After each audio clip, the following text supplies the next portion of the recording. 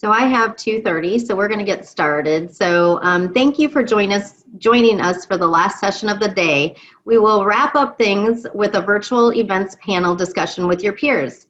Let's say thanks to our 2020 LTC sponsors, Parallon, Patient, Russell Investments, and Cenex. And now it is my pleasure to introduce Andrew Haitmanick, 2020-2021 Chapter Advancement Team Co-Chair, who will moderate this session and introduce our panelists for today. Andrew, the floor is yours. Thank you so much, Tracy. We really do appreciate it. And I do want to start by saying, yes, thank you to our sponsors. I think all of us who are in leadership in various chapters, we understand the impact that our business partners make on our events and on our annual programs. So thank you to everyone who sponsored LTC, and then for all of you business partners out there who make these projects happen on an annual basis at each individual chapter level. Thank you. We really do appreciate it, and I encourage all of you chapter leaders to make sure that you thank them. Obviously, that's a big piece of what's going on right now, and a lot of the conversations that we're having relate to sponsorship, so make sure that you're taking advantage of the opportunity to thank those business partners. And today, we are really excited to have everybody. We are so thankful for our panelists. Obviously, with respect to what our current environment looks like, it's a little bit different from what we're used to. Most of us are pretty used to putting together in-person meetings and making sure that those meetings have great networking and great opportunities for education. And right now, based on COVID and other events that are taking place, we can't have those. And so we're here to talk to some experts about what virtual events look like. And so as I get into this, what I'm going to do is I'm going to introduce our panelists for you today. I'm going to give each one of them the opportunity to wave at you and make sure you know who they are. And then we're going to set straight into some of these conversations about what virtual events look like and what successes we've had at the chapter and region level. So our panelists today, who we're really thankful to have, I'm going to ask each one of them to wave as I say their name so that you know who they are. We have Jill Johnson, who's the regional executive from Region 2. We have Bridget Cutchin, who's the immediate past president from the Georgia chapter. We have Miguel Lopez, who's the president-elect of the Texas Gulf Coast chapter. We have Scott Sanders, who is the past president and current president of the Oklahoma chapter. And we have Tammy Kuhn, who is the president of the Oregon chapter. Thank you all for being here. We really do appreciate you. So let's kick this off with just a really straightforward question. Start a little bit by sharing the most recent virtual event each of your chapter or region has hosted, and tell us a little bit about a success or a challenge that y'all encountered as part of that. So I'll kick it off with Region 2. Region 2 spans all of New York State, and Puerto Rico is one of our chapters. And while the state looks small on a map, it's actually pretty well spread out. So for a number of years, the region has had a webinar committee where we have 2 representatives from each chapter, and they meet regularly. We have a regional chair that coordinates all of this and a co-chair. And we've been hosting regional webinars. Every chapter is the host of 2 of them per year. And so we've had really great success with that. I mean, the biggest challenges that we've had from those are switching platforms, switching to Zoom, because we had been using GoToMeeting for a number of years, and just making sure that those logistics are done. I think our biggest challenges now are CVent and what's the easiest way to get the data out of CVent and the data out of Zoom so we can issue our CPE credits. But from a collaboration perspective, it's been a great opportunity for our region. And our next thing that we're moving into is our annual conference that we normally have in the fall each year that's been centrally located in the state, and everybody comes up to it.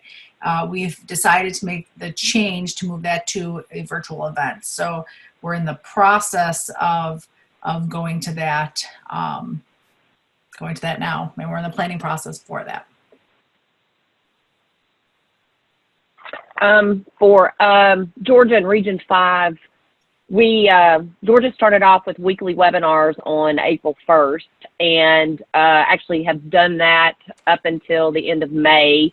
And then we also have a regional webinar that webinar day that the Florida chapter has spearheaded, so we've been doing that also.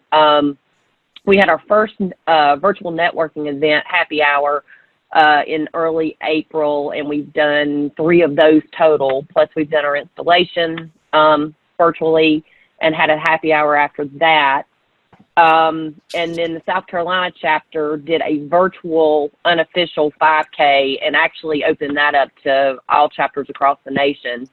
And as Jill was saying, you know, we had to get around some of our technical difficulties and learning to circumvent the information in from Zoom to Cvent and back and forth, so we could get all of the folks the credit we needed and also the information they needed back. In the Gulf Coast chapter in Houston, we had just finished our Winter Institute in February and quickly had to pivot to a virtual environment. We have historically held lunches every month.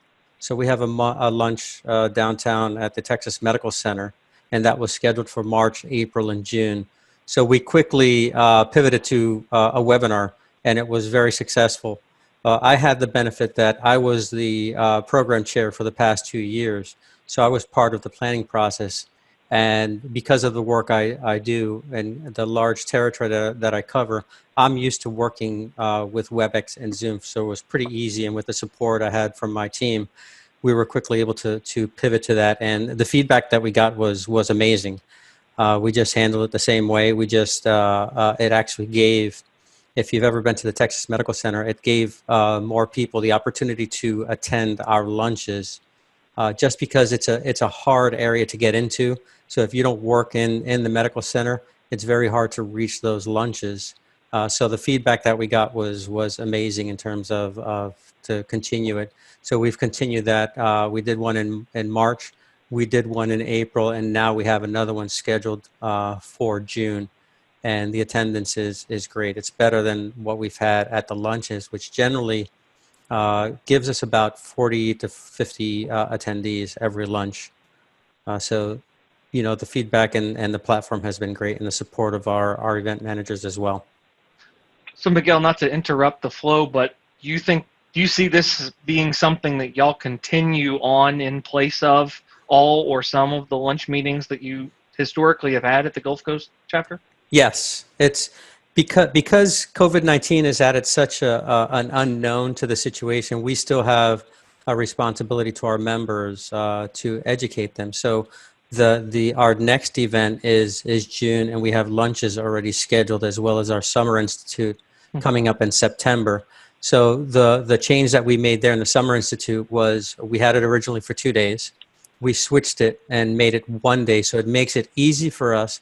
Right now, depending on how the situation is, it's still going to be in person, but it gives us the opportunity to flip and pivot quickly to a virtual. So we are keeping that in mind in terms of, and we'll make a decision probably mid-July as to whether we're gonna keep it as a in-person or pivot it completely to a virtual event. That's great. Scott?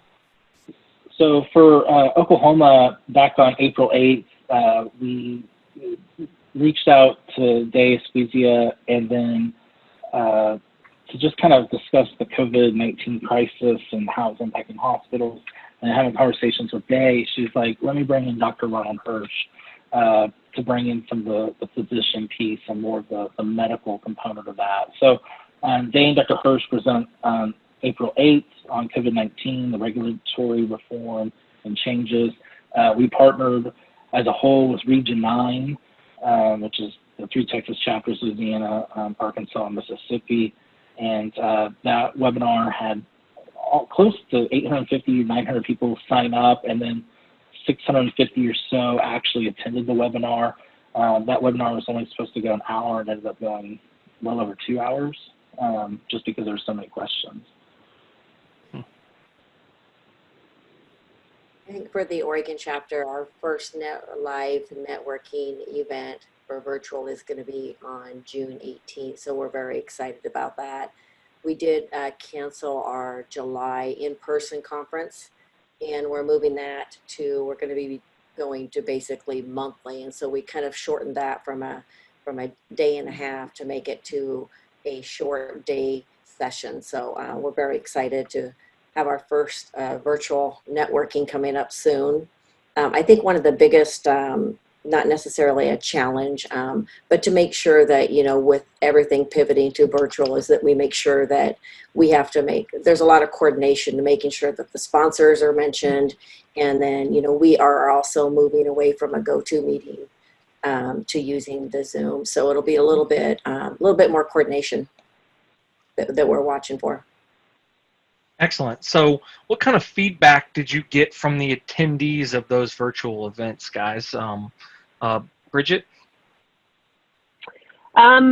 We sent out a couple surveys after our events, and overall the feedback was great. People were just glad to see each other, catch up, things of that nature. We did get some critiquing on the fact that we should have done better introductions, especially for those that may not have been as familiar with some of the groups. So, lesson learned.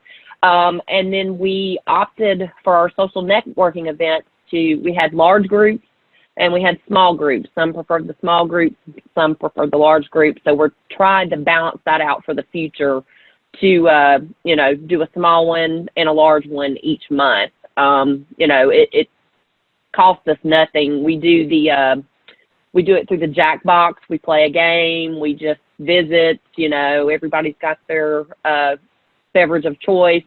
So it seems to be well attended, and everybody seems to enjoy it a lot. And like I said, it's just a nice way for all of us to see each other, and that seems to be the resounding thumbs up from our responses on that. Scott? So for the COVID webinar, if you would like a best practice, make sure whenever you do Steven that you have your post-event survey set up. So I'd really recommend people to look at that because I'll be honest, for this webinar, I went back and looked and we did not send out a post-event survey. So that was a missed opportunity.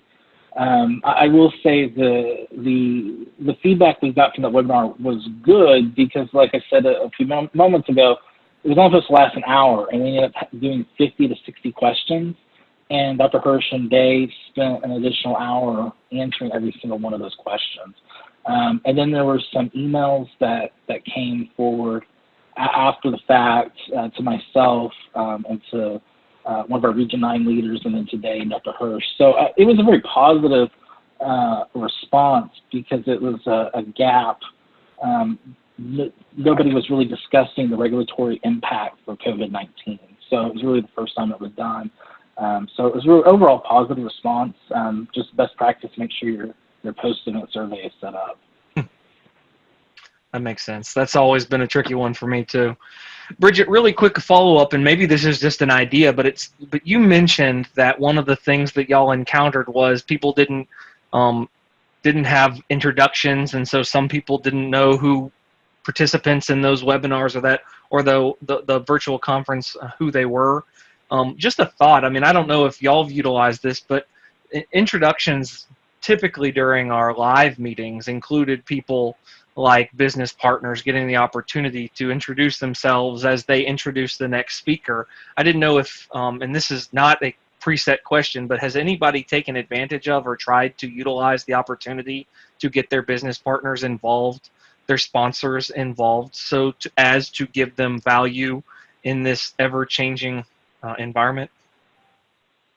Andrew, and let me clarify, for our webinars, we always have introductions, and so it wasn't really an issue. It's more so on our social networking things. But yes, in our live conferences, we've always had the gold sponsors and other sponsors introduced, but we're also working towards how do we work our sponsorship into some of our social networking events. So right. That might be a way that we can use them. So that's a great idea. Thanks.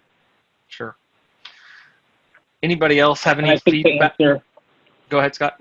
Yeah, to answer on for Region 9, we really didn't pitch it from a sponsor perspective because that looks different at a regional level, and it was done in such a short period of time. We didn't really look at it from that level, Sure. But that is an opportunity.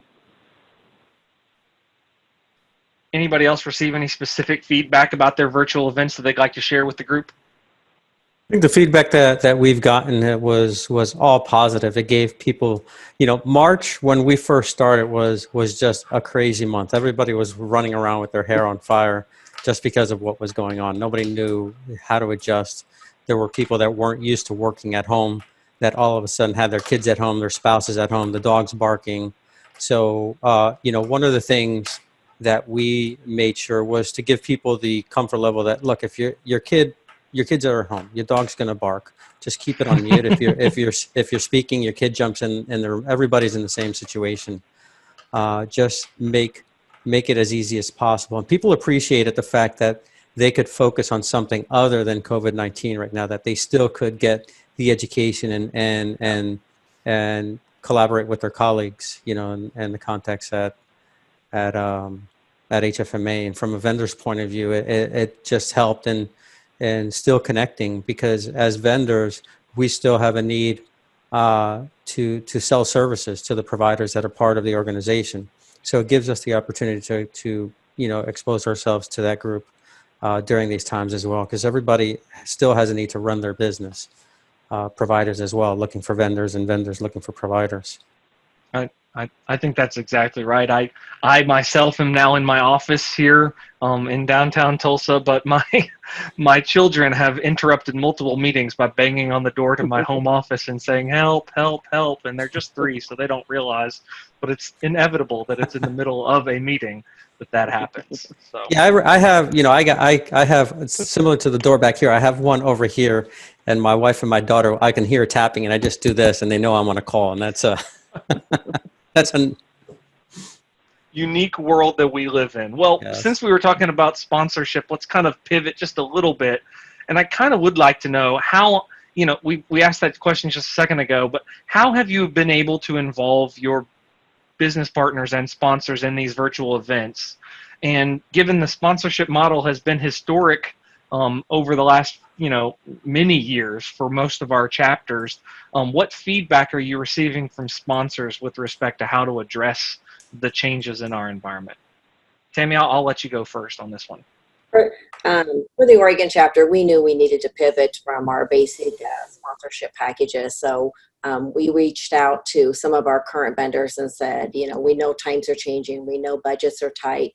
What is it that would make you invest? And a lot of them wanted that recognition. There was a lot of speed dating to be able to do that. But, so we do, as you've seen in the last session, that, we do a lot of online streaming. We do monthly webinars, and we do monthly President's podcast. So we're really making sure that we advertise all of our sponsors in all of our online streaming. So, and then we're also going to have certain sponsors that will be sponsoring events. So our first event, we'll have, for the joint speak, we'll have a sponsor there, and we'll go ahead and make them announce their name or show their logo on there. Really just making sure that we give them a lot of visual online. They also wanted to be able to put something on our chapter website, and we thought that was great as well. So we'll let them advertise their company on our chapter website, and then really a lot of social media. So we're going to be either posting a little mini commercials on social media of our different levels of sponsorship, or we'll let them do one. We haven't really decided that yet, but I think it's important that you're doing those shout outs on social media for them, and every time you're live streaming something, you're mentoring your sponsors, because it's important that we get their name out there right now.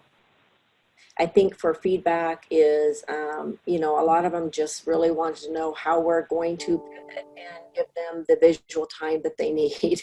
And so that was kind of the packages that we've came up with. We've had some good feedback with our packages. They think our pricing's great. But, we are still hearing budgets are frozen right now. So we're just going to kind of wait and see what's going to happen with COVID.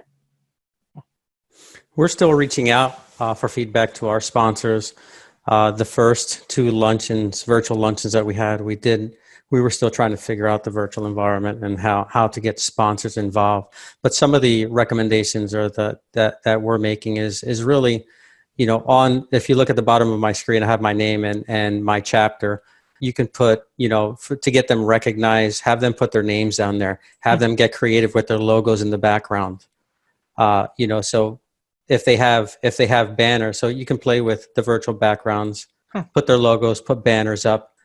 But it's really the same way that the providers need to be educated, the vendors need to present, and a lot of them, especially our local and state and nationwide sponsors, have invested money. So how do we generate value for them? And it's giving them the opportunity to speak, to introduce the speakers.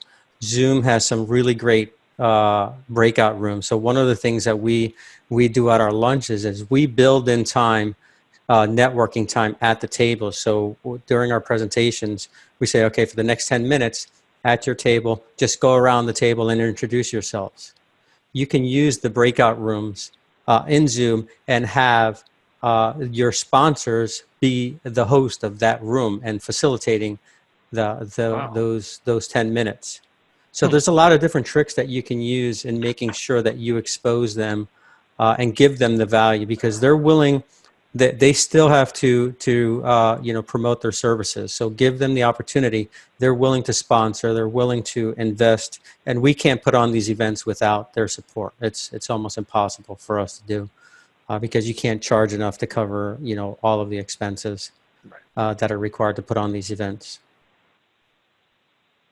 As a region, that's been our biggest challenge, is looking at how do we take an in-person event that was just wildly successful in terms of sponsorship and make it a virtual event. So we had 50, 60 vendors in a huge event center, and we had our schedule such that there was a lot of foot traffic, and they really had that interaction, and we just can't do that in a virtual event. So our Region 2 conference committee just brainstormed some crazy great ideas, and I give them all the credit in the world, because they just came up with this wonderful sponsorship package where we never really had a really low-level basic supporter role, and that was one of the ideas, is offer that at a very low dollar amount. You have a logo that gets displayed, much like when we started the session. There were the sponsor logos on our website, on a brochure that we're going to put together, and in our regional communications that we send out every other week. And then the next level up is that plus, and each one builds up more, with the highest level including a 60-second commercial that'll be played. We'll have streaming in between sessions of the sponsor information. And then we were trying to think outside the box, what else can we do? A lot of times in our conferences, the vendors and sponsors would come up and raffle off prizes. So at the highest level, they'll be able to still do that and send those directly. But then at the lower levels, as a committee, we're going to purchase the prizes, and people will receive those, with the various parts of the conference, with recognition given to those sponsors. So it's been a fun challenge.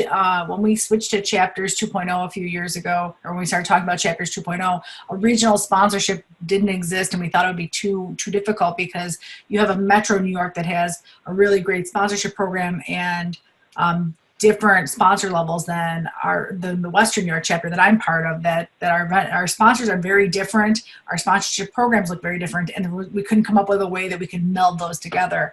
And through this process, we've actually looked at it from a regional's perspective. What could we potentially do to now create this regional sponsorship program, not just tied into this event, but going forward with everything else.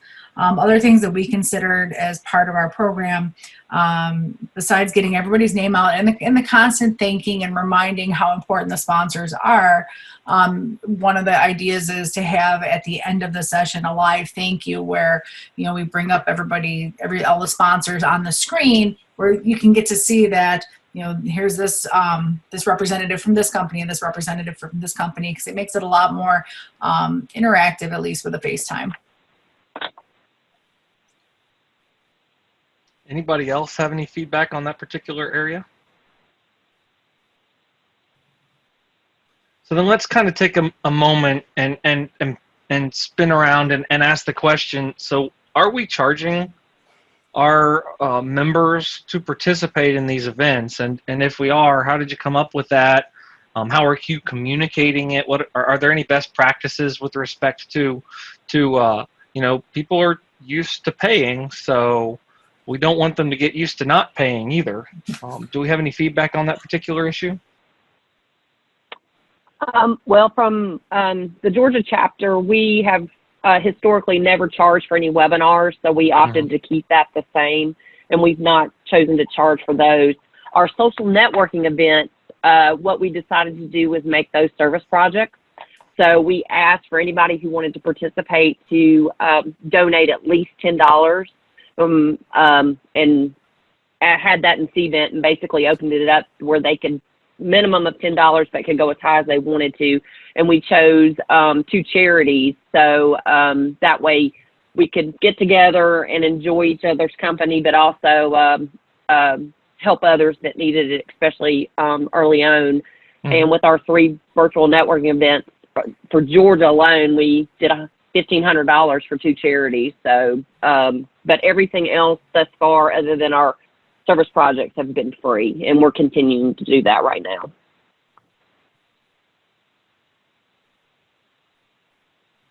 Jill? So historically, we've also done our webinars free to members. Generally, what we've had success in is getting speakers to present for free. And if there were sessions that were targeted, that we really wanted to present as a region, and they were going to cost us, we tried to keep the member cost as low as possible, and really trying to keep it as free to members, with fees charged to non-members. When we look towards our conference is a multi-day event, and it was several $100s to attend. And we reached out to our president and president-elects when we were making the decision to take the conference to a virtual platform.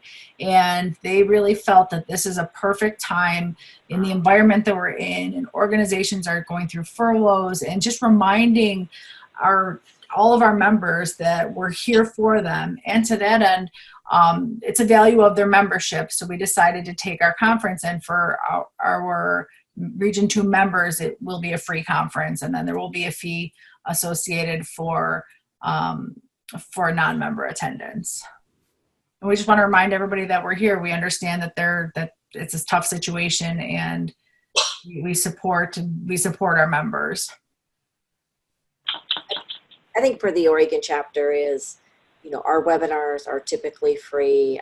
We have problem solving that's free, but people are accustomed to paying, so we wanted them to still pay. So we decided to do the $25 for a session, or $50 for a session. So by session, Tammy, in your case, one session is an hour or 2, or is it the whole day for a virtual conference? So what we did is we took our conferences and we said, okay, so we're going to have like a 1 day, and we'll have a joint session that generally is we pay for some sort of speaker, and then we break out and have a finance session, and then we have a patient account session. And so you can actually get 3 sessions a day. That would be the ability to charge. And then we also have a problem solving, which is something that's unique to Oregon, where it's always been free, and it's all the hospitals, and they submit these questions, and then all of our local hospitals sit around in a room, and they answer all these questions of best practices of what they're seeing. So that remains free in our problem solving. So we are keeping just the 3 main sessions that we have to bring in speakers, with either a $25 per session or the $50 for all 3 sessions. And then our webinars will remain free. Excellent. And at Houston, we've never done webinars. That's something, because we had so many events. We had 4 events, big events a year, plus the lunches. So we had not done webinars or charged for them. But that is something that we're considering. Should we have to pivot to we're not charging right now for the virtual lunches, but for our event in September, our summer event, we are considering charging non-members to join, a nominal fee. It's either going to be a $25 fee, or it'll be $25 for members, $50 for non-members. We're still in the planning stages in terms of that and how to charge, and no final decisions, but that's up to Julie Shaw Noel. She's the new incoming programs chair. Absolutely. Oh, a follow-up question that we're getting on the question and answer page. So are we still issuing CPE credits for all of these meetings / webinars on an individual basis? Is that still what all the chapters are currently doing? Yes. Is anyone not? How about that? I know that at Region 9... Go ahead, Scott. It does get complicated. At the regional level, it gets a bit complicated because each state has their own CPE requirements under their state Right. boards for accountancy. So we're trying to leave up to the chapters, but I'll be honest, that's something that we're still looking at from the region level. So I think it just depends on how big your webinar is, if it goes outside your state. Right. I think that's a fair statement. I think right now at the Region 9 level, the chapter in question who hosted that particular meeting is responsible for the CPE and all the requirements, but they typically only provide it at the state level. So in Oklahoma, for example, we have one of the easiest hurdles, if you will, to cross to get credit from a CPE perspective that doesn't meet the criteria for those in Texas, for example, like Miguel. So we always have a few hurdles, and it's interesting when you cross borders. But well, thank you for that. So I guess another big question that I want to make sure we address as we're talking today is kind of this idea of creating engagement at a virtual level. So this is new for all of us. Even those who have been, hip and cool with the social media, we're all still struggling with this idea of we want to create engagement, but we don't want to just have more webinars. So with the increased screen time and the increased, face-to-face via virtual connections, we have to make things more interactive and keep people more engaged. So what kind of ideas have y'all come up with to address this? And I know a couple of you were specifically asked to answer this question, so I'm going to go to you first, but I know there's others that probably have some unique ideas just because there's some out-of-the-box thinkers represented in this group. So please share them if you have them. For Georgia, we realized that for 2 months we were doing weekly webinars on Wednesdays, and while participation was really good, it started dwindling a little bit. So we have done away with a weekly webinar, and we've gone to 2 a month. And then also we did, as far as outside of education, we did do the virtual 5K and asked people, and it wasn't just Georgia, it was all over. I know the Nashville group, several people got together to do that 5K, socially distanced, but we're at least able to see each other face to face and enjoy each other's companies. So that helped. And then again, with Georgia, we're opening our state. Our governor yesterday is now allowing groups of 50. So we are planning our first in-person event for July with 50 people. And we, of course, will follow the CDC guidelines, the Georgia guidelines, and the hotel guidelines. For our conference, that's our biggest issue now. So our conference was typically a pre-conference session that would be several hours, a social event on that evening, and then the next day was the kickoff to everything with a lot of breakout sessions. So we had to turn around and say, okay, well, breakout sessions we're not going to do. We had to pull back a bunch of things that we've historically done in the conference, and that's a hard thing to change that what we've always done and try to modify it for this environment that we're in. So we tried to break it so we have less sessions. We have breaks in between. We have reasonable breaks in between. So you're not just sitting at your desk the entire time. And then in that in between time is where we're going to try to focus on getting our sponsors involved and having commercials, having games, having some interaction there. Part of the thing, which we've actually noticed from a regional perspective, is when we have any meetings, now we're trying to do Zoom and we're trying to do the live camera, because you're sitting here in this environment and it's so much easier to be looking like you're having a conversation with 10 people. We're not going to replace that in person, but at least this is the next best thing that we can do. So that's part of what we're doing. We're trying to brainstorm ideas for how we can make our social event in a virtual setting. So one of the ideas is, can we hire some entertainment, because our virtual event, it was recommended, and if you were sitting in one of the earlier LTC sessions today, was talking about how we go through the mechanics of hosting it. So our committee is still going to meet at the location that we were going to have it, and that location couldn't accommodate our conference in October in an in-person. It just wasn't going to happen with the New York State regulations in place. But we are going to meet the committee, and they're getting us space that we can be socially distant within the different conference rooms, so we can be troubleshooting, getting the next session set up. And one of the ideas was, could we do some sort of entertainment? So hire an entertainer and have that broadcast over the evening. Can we do games? We've been looking at that Jackbox TV. Some of the other ideas that have come out, like the Menti, looking at the games there, and really what can we do to make it fun and just have it so it's a little more interactive, so you're not just sitting there, staring at a screen, falling asleep, but it's really having the Q&A, having some pop-up questions, having that type of interaction that really is going to keep people engaged. I think what's key is what you said, Jill, is to get creative with the breaks. You have to recognize people are getting used to virtual events right now. It's virtual burnout is going to happen because, from this call, I'm jumping onto another call, and it's video all day long.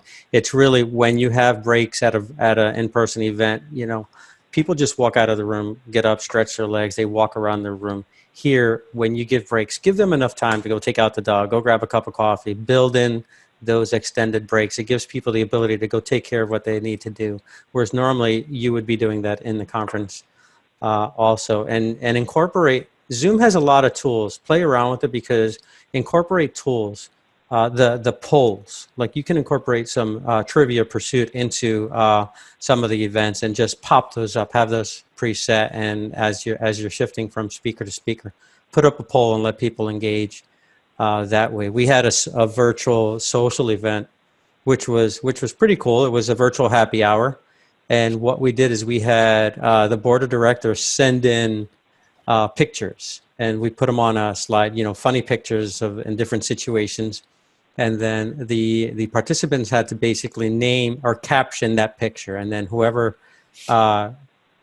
we voted, whoever got the best caption, we sent them a gift card for that event. And it was just a fun event, and actually scary to see how people think in terms of, you normally you deal with them on a professional level, but when they start getting creative, you're like, wow, I didn't know Jimmy can do that. But it was good. Well, I love that, and I will highlight a couple of things that I heard y'all say or didn't hear you say that I thought was really great at creating engagement. First of all, going back to what Bridget talked about with respect to the walk that I believe it was the whole region put on. Folks like Jude were highly involved in getting spread all over the country. Unfortunately, I wasn't able to participate, but I know that multiple of my chapter leaders, including Scott and some others, walked in one way, shape, form, or fashion that 5K on that day or near that time frame. And I thought that was a really exciting way to see the HFMA family come together, even if we were very far apart. So that kind of engagement at the chapter level even might be a pretty good opportunity to just say, hey, look, we're all apart, but let's do something at the same time so that we feel like we're a function of a bigger group. And then, one of the things that I have been introduced to as I've gotten to spend some time with Tammy and their crew up in Oregon is that, they have a really great social media group that are putting together, videos like the Pass the Baton video that they did this year when they passed the baton down to Tammy, and then all of the chapter leaders from there essentially got to pass whatever it was, whether it was a basketball or a baton or a soccer ball, or there were some pretty creative ones in there. That just kind of got the opportunity to expose people to the chapter leaders in a way that maybe they hadn't before.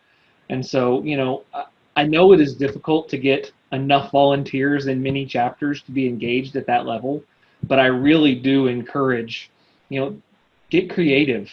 It doesn't have to be, it can be something you see on Facebook or YouTube or anything like that that might be able to just bring the crew together, the family of HFMA together, and it just introduce you to people that you don't know and you haven't experienced before. So I highly encourage that. I know that there's a lot of people out here who are probably already doing some of those things and even more, but it's a great opportunity to find new and creative ways.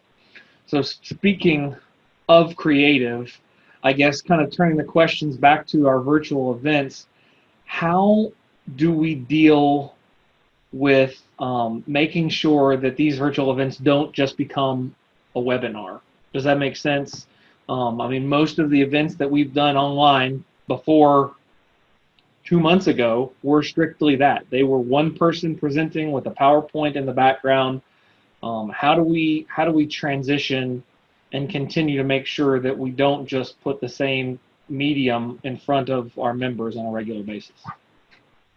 I think when you're looking at that, it's all about engaging and interacting, because I think that's what we're missing the most right now is that interaction with people and having those things where it's not just somebody standing there and talking at you, but getting those questions. And every single LTC session, I've had so much fun just with the baseball theme and having like just the questions going on, because it makes you feel like you're part of it. It makes you feel like you're sitting in that room with that group of people and they are going through and engaging you. And it's going to come down to just not having people talk at you, but having the interaction, the dialogue, and the going back and forth and the FaceTime that we can have.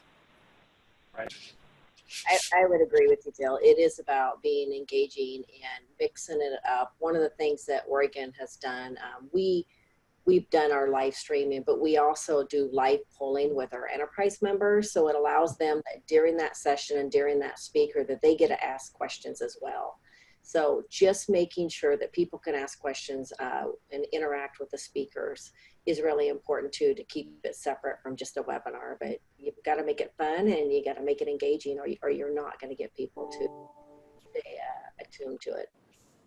Identifying the correct speakers is key also, is having the right presenters, because if you have someone that talks like this, you're going to be like, everybody's going to be passing out on the screen. But getting engagement is key. Incorporate games. Polling is fun. Get them to introduce themselves through virtual, the breakout rooms. There's a lot of tools on Zoom. We have, and I've been trying to think, and I'll figure it out, and I'll put it in the chat box before the end of the webinar, because I got to text one of my team members. But it's a word game. So you ask a question. Tell me how, what are your fears about COVID-19 right now? And then prior to starting the event, you have them join that via their cell phone. So you text, Miguel Lopez to 22333, and you're connected to that specific that question. So as people start answering, the words start appearing on your screen, which is really cool. It's just engagement is key. Speakers is paramount, because and knowing and telling them use videos, use lively presentations. But it is a different situation. People have been, when they are at the event, they're sitting in their chair all day long. Breaks are key. Giving them sufficient time to get up, stretch their legs, go grab a cup of coffee, like I said, chug a Red Bull. But that's key. There's a lot of different ideas and that you can make, and making sure that you've planned ahead. And I know we'll get to that in a little bit. Well, along those particular lines, I wanted to announce something really important, because Tracy made sure that I did this. But just so you know, at the end of this session, so don't leave before the end of the session, we're going to literally have a spin the wheel for the winner of the hashtag challenge. So please, I kind of see this as an answer to the question that we're dealing with right now, which is how do you engage people, how do you interact and keep things a little bit light and different. But one of those opportunities is by giving things away, or by announcing winners, or doing some kind of spin the wheel challenge at the very end of the sessions. It keeps people interested, and you just never know what's going to happen. So what other similar innovative features have you guys used through Zoom or any other meeting format, whether it's for an HFMA meeting or not? Do you have any ideas on that? Scott? Sure, I'll go. So, I will say I've done several classes with OSU, so go Pokes. That are Zoom classes, or they're supposed to be in-person classes, but because of COVID, they shifted everything to virtual. So, these are webinars. Like I did a webinar this week about social media outreach. But the cool thing I've learned about some of the different things you can do with Zoom, I didn't realize that you can do breakout rooms. That was new to me. You can build PowerPoints that have timers in it, so that you give your audience, time to collaborate. And there's different visual things that you can do using PowerPoint and pairing it with Zoom, so that folks can, have networking time. I will kind of segue for a second and say, I've really enjoyed Zoom in the sense that I like when people have their cameras on because I get to see people's personal. So it's like Tammy, I really like your painting right now. I just got to say that I really enjoy the painting.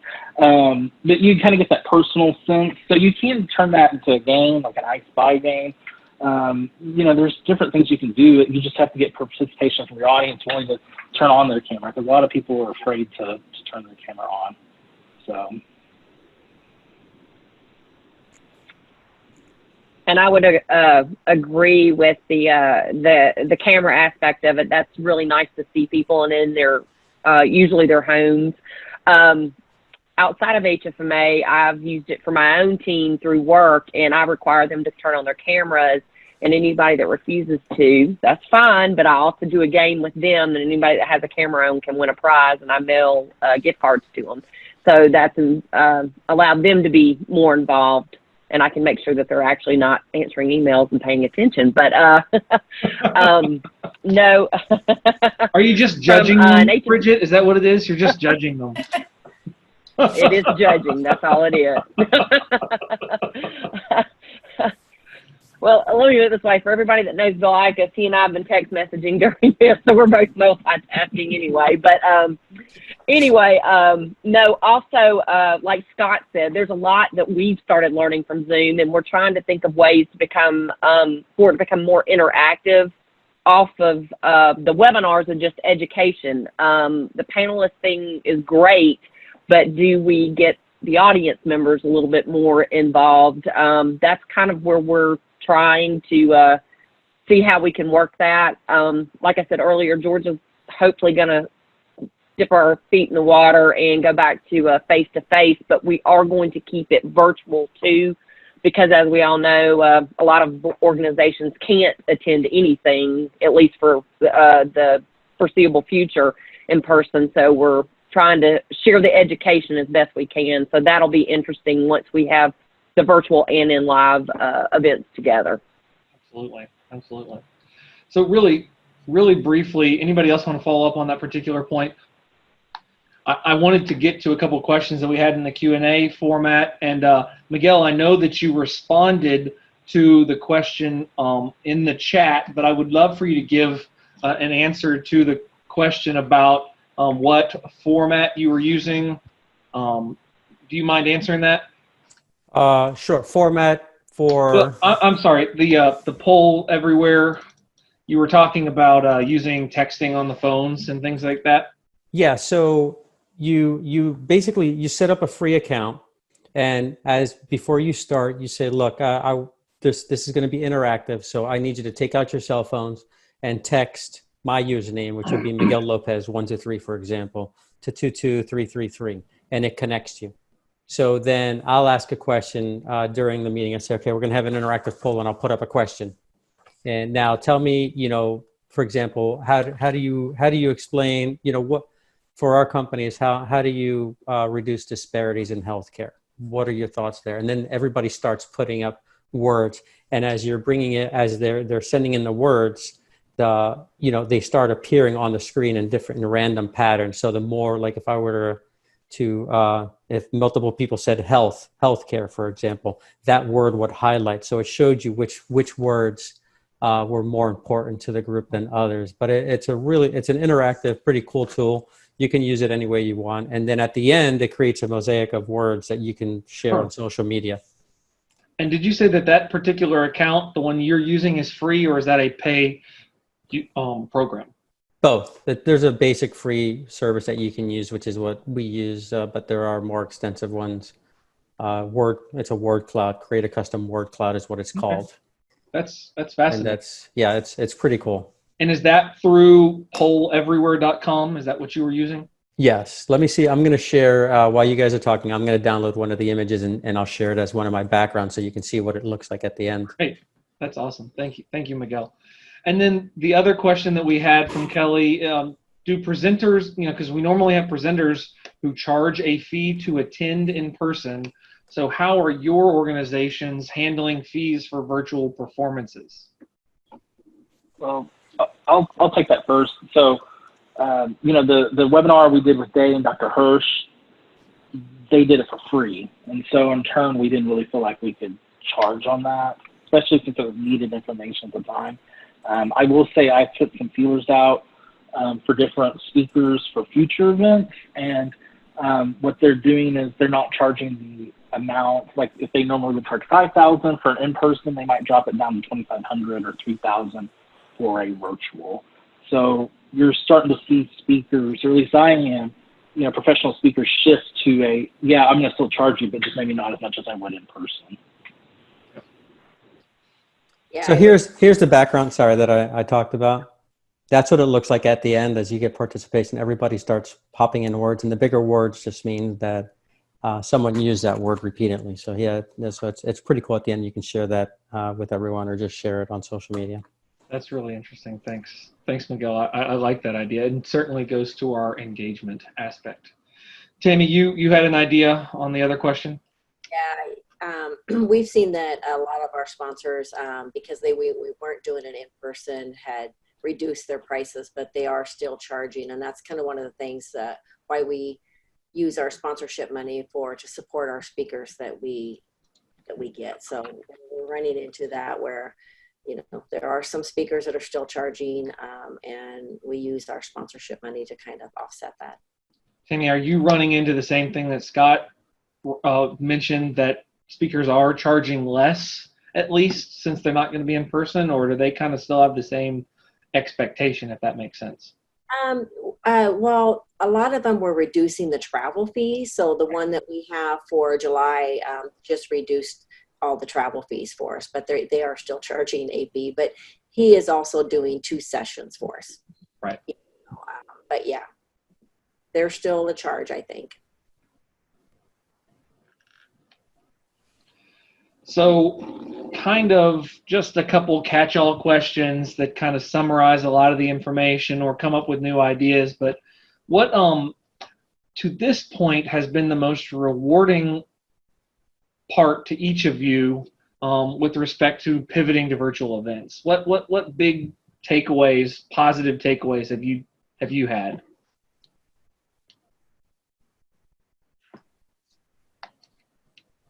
Bridget, I don't think we can hear you. Sorry. Okay. In the beginning, we had a lot of feedback. Everybody was very thankful for us starting up the webinar series and, giving them the education that they needed at that moment in time. So we heard from a lot of folks about that. And then they recognized how important the volunteers are to our organization. And even as of yesterday, we've had people reach out and thank everybody for putting forth and kind of all of us pivoting into a virtual world and what all we've done to make sure that our chapter membership is getting education that they want and that we're just staying out there for them, be it social media, email blast, all of that, to keep them informed and involved. For us, it's just been two words I just scribbled down: ideas and opportunities. Ideas are, we have a big committee. Well, we have a decent sized committee that works on the webinars, and we have a we have a committee that's been working on our standalone conference, and everybody just has ideas that are just phenomenal, and it's things that I never would have thought of. And I think just that brainstorming and stuff that we're doing now for these virtual events, it's stuff that we can carry going forward when we go back to a live event. And it's expanding our ideas for, like I mentioned earlier, regional sponsorship wasn't a thing. We didn't think it was going to work. And now we're revisiting it that, hey, maybe it may work. And we may be able to take some of the ideas that we're doing from a sponsorship for our conference and expand that to a regional sponsorship platform. And the opportunity is the other word I had scribbled down. It's by having the event virtual and making the decision for the no fee on it for members, we're going to be able to have people who have never been able to attend our annual conference or our fall conference in person that will be able to attend and get to see a taste of what it's like. It's certainly going to be different to get the speakers that we wouldn't necessarily be able to get for our regular webinars. Just give them that opportunity, and hopefully that they in the future will be able to attend an in-person event. I think for the Oregon, we haven't really had any virtual sessions yet, but a lot of it is really, it's allowed us to think outside the box and be able to really provide that ongoing education that we really wanted to. So are there any specific lessons learned as each of you have encountered your first virtual events?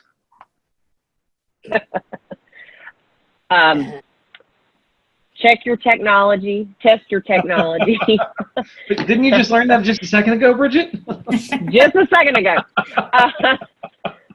Don't take yourself too serious, and forgive the children and the dogs and various animals that are in the background, and your spouses. That would be my best advice and what we've learned. We've seen a few spouses through these virtual meetings. I'm thinking of one in particular that have now become fond of, to be quite honest with you. Scott, what do you have any thoughts?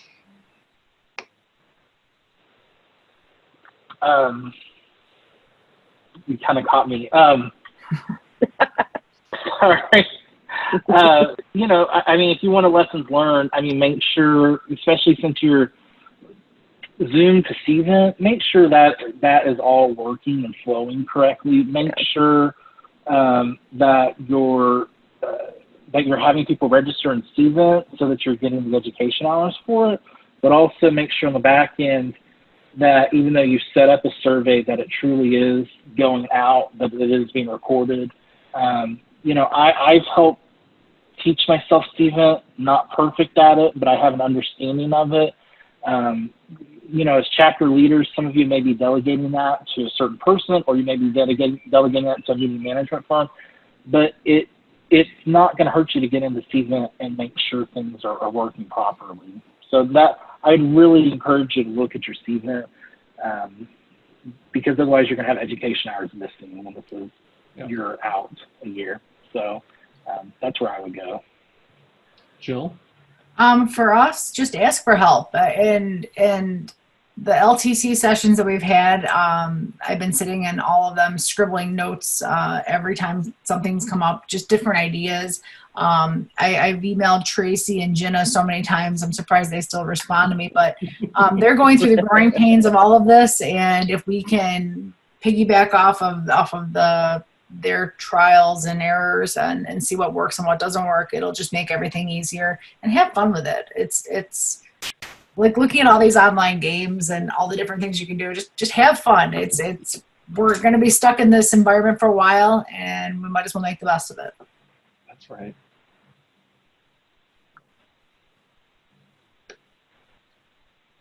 Tammy? Can I add one more thing, Andrew? Oh, yeah, please.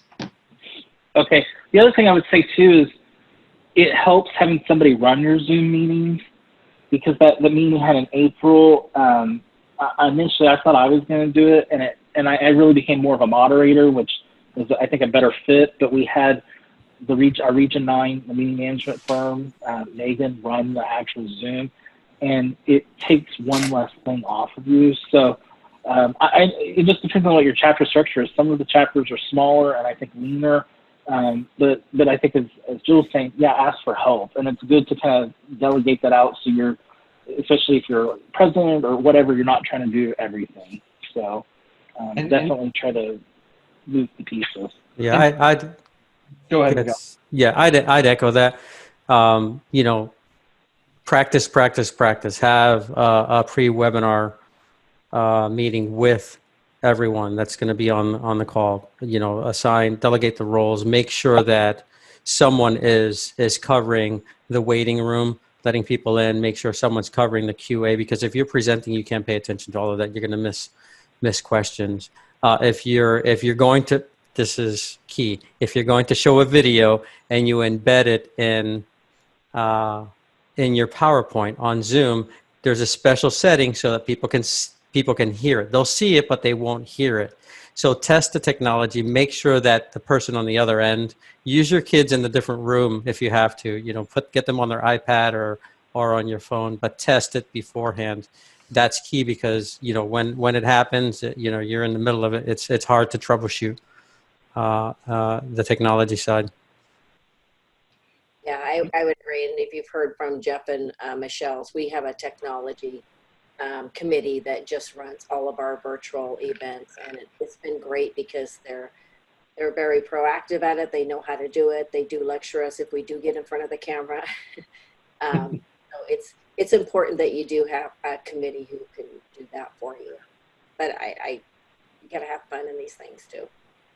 Yeah, you got to remember, and I don't want to oversell it or make it sound like it's impossible, but I know that there's at least 3 people from the National Association Chapter Relations Group right now who are making sure that this meeting and all of today's meetings are going smoothly. Now, there's actually like 5 of them on, but I think 2 or 3 of them are constantly making sure that this particular meeting is going extraordinarily smoothly. So just know that it does take effort, and it does take some extra people to pull it off and make it look like it was easy, because it probably wasn't, and it just that Lori and Brianna and Erica and Jenna and Tracy make it look like it was really simple. So do your homework, get prepared in advance. So what advice would you give to a chapter who's never put on a virtual event?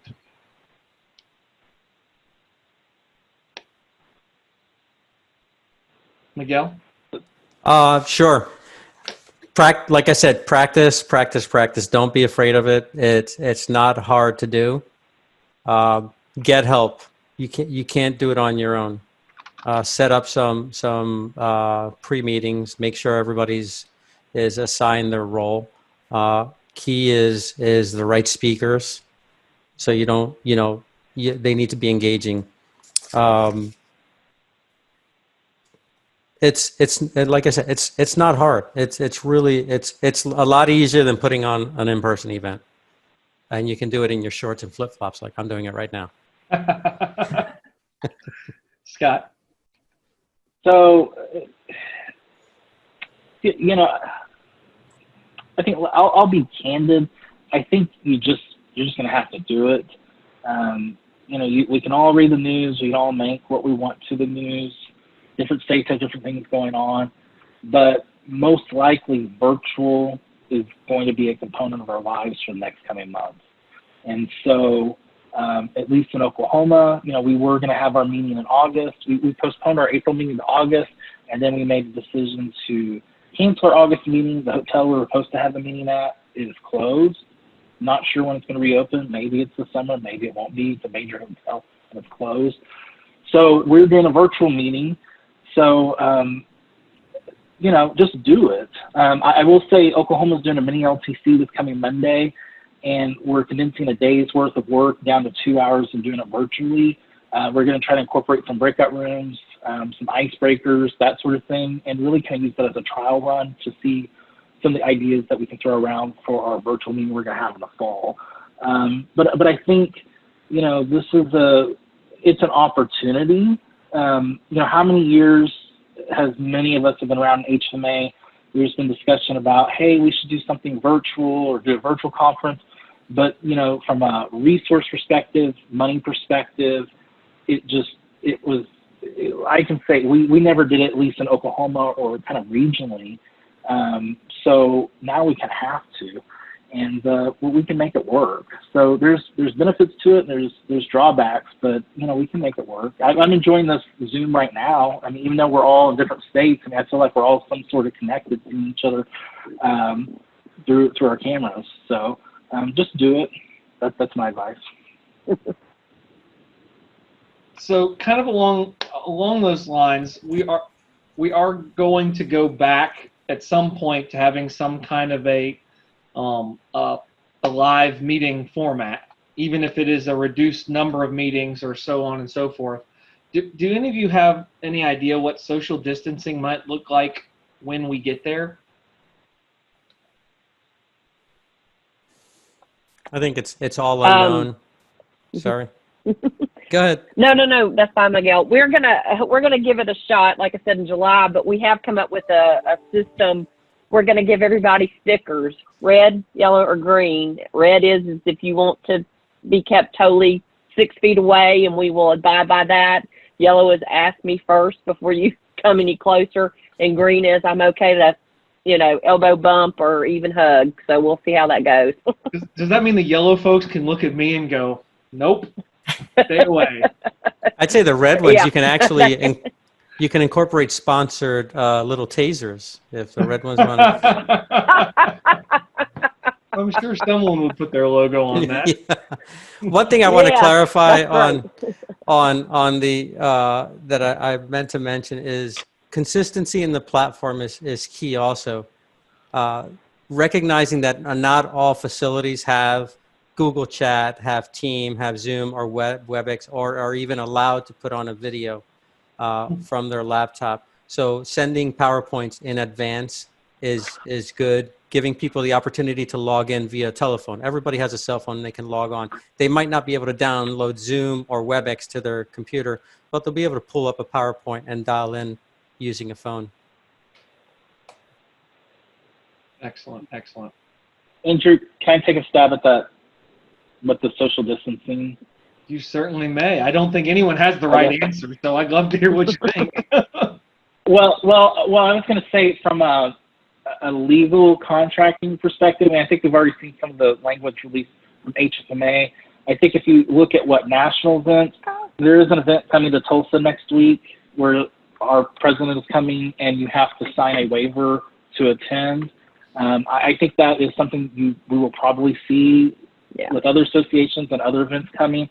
I will say, even though our hotel in Oklahoma City, the Skirvin, is closed, the sales manager and I have been talking. Our new contract that we're going to do for April 2021, hopefully, it is going to have language in there related to pandemics. And that is coming. And then also there will be new language, not just about pandemics, but also hotels requiring deposits as well. And that's not something we really had to do in the past. So I think from the social distancing, I think there's going to be, I think to answer your question, more legal ramifications, and you're also going to see it in your contracts for future events. Interesting. I hadn't thought about some of those considerations at all, to be honest with you. Well, okay, so we're wrapping it up. We need to close this down. I know everybody needs to get home, but I wanted to give everyone one last opportunity to answer the question, what role do you see virtual events playing in a post-COVID world? How do you think this looks a year from now? I don't think it's going away. I think Texas had the curve has never gone this way. It's consistently been up and going up. I think we're going to be in this for the foreseeable future, and we need to plan for it. Whether it's, hopefully it starts evening out and we can go back, but the rest of this year, providers are going to be very reluctant to let their personnel go out to events when they're trying to rebuild their facilities.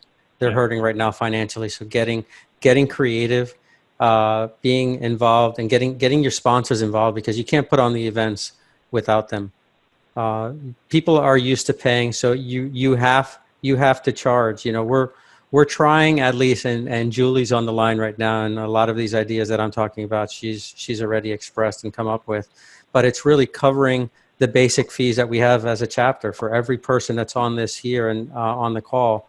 And CVent, there is a fee that the chapter is associate or responsible for. So at least covering the minimum, so that you're not digging the chapter deeper in a hole than it is right now. But keeping in mind that COVID's around for a while, and facilities are not going to want to have their employees exposed at unnecessary events when the potential of them getting sick and being out longer is a possibility. Scott? Yeah, I mean, I think if I was to look into my crystal ball, which is a scary place, I think when things get back to normal, I think you'll see some sort of hybrid model.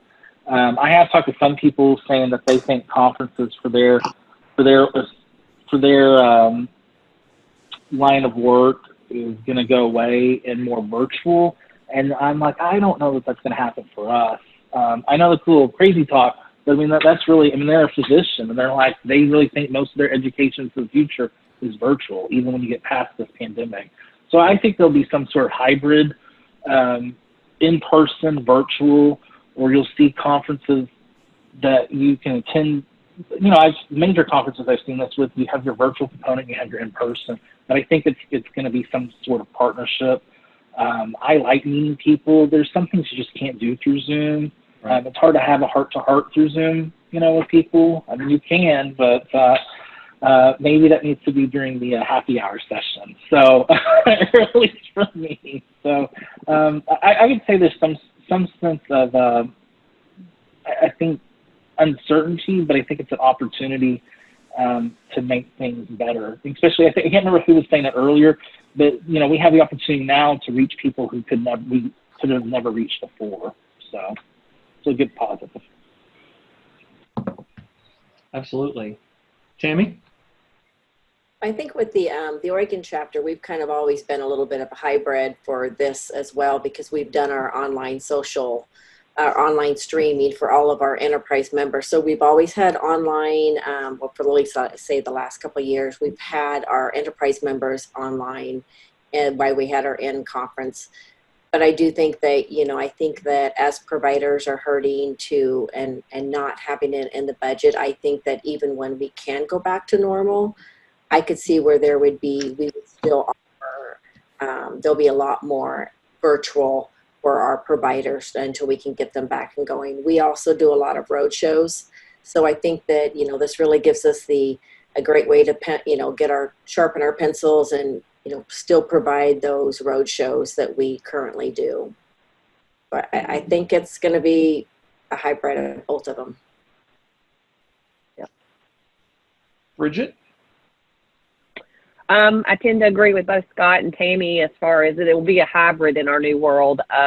Providers don't have the budgets to go out and spend money on that and on the education, so we'll need to keep it virtual, and it'll be interesting. That it will, absolutely. And last but certainly not least, Jill. I agree with everybody that spoke before me. It's going to be some blend thereof of a live and a virtual event. Certainly our regional conference, we'd love to get back into an in-person event just from the networking perspective. One thing we kind of kicked around this year, we didn't think it would work, but going forward it may, doing the broadcast. So it would be, if the people wanted to travel and are able to travel to the resort that we have it at, it'll be in person, but then broadcast it for those that can't attend in person. And it's something we haven't done in the past, but it's something that's certainly out there. The hotel that we work with, they have the accommodations to live stream that for us if we wanted to. So that was actually an option that we had for this year. So I think it will be something that we probably look at and potentially do going forward.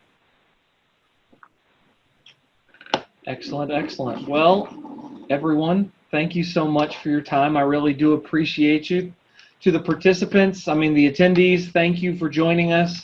And to our wonderful liaisons with chapter relations, and Tracy and Jenna and Erica and Brianna and Lori, thank you for putting this on. Thank you for the whole day. And now with that, I'm going to turn it over to Tracy, who again wants to give away a prize of some kind or spin some wheel. I'm not really sure, but I'm sure. Oh, it's on the screen, Andrew. You don't even need to worry your pretty little head. Brianna's gonna tap and we're gonna select Hey, the winner. I don't see my name on there. Well, you didn't participate. Did you do a hashtag today? Oh, no, I guess I didn't. All right, let's see who's gonna win, Brianna. Oh, yay. Very cool. Northern California. There we go. Shout out. So we will be sending a virtual gift card and getting that in email in the next day or two. So look for that, and we will be coming to you, I guess, in July with the membership track, as well as I'm sorry, June 25th for treasurers. So make sure that you're visiting the leadership community. That's where most of the information is being posted. One of the things, I just want to thank everyone today for your time. We know that everybody has got a lot of things going on, and I was made aware that today is a summer Friday, and heaven forbid that we go this late in the afternoon. So I really hope that everyone has an awesome weekend and gets out and enjoys the sunshine.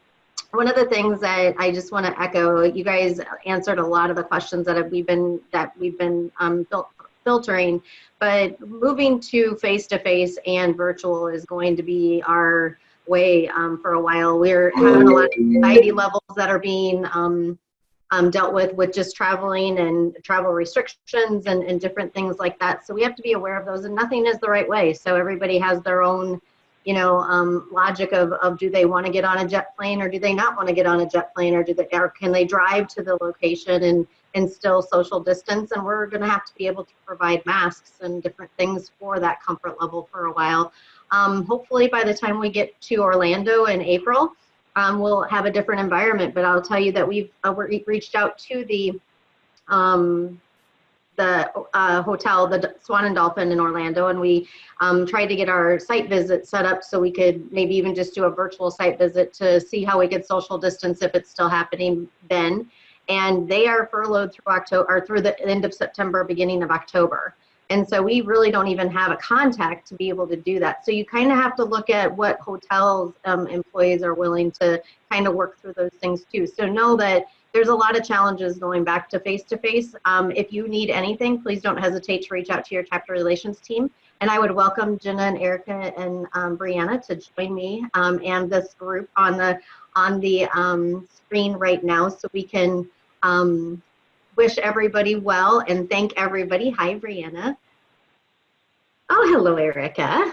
And of course, we could not live without Jenna. So thank you guys. And Lori is in the office, hunkered down in a socially distanced environment with a mask on. So we won't make her come on the screen right now, but know that we really appreciate your time today too, Lori. So thank you guys. You did an awesome job. And we look forward to seeing everybody on June 25th, Treasurers, July 10th for membership. And then we have our Q&A session with Steven on June 16th. And we will start office hours on June 18th for a live Q&A about any subject that you would like. Jeff and Michelle will be joining us on June 22nd for live streaming. So we've already got that in the works. So if you need anything in the meantime, let us know. And everybody have a great weekend. Take care. Bye, everybody. Bye, everyone. Bye. Thank you. Thank you. Have a good day.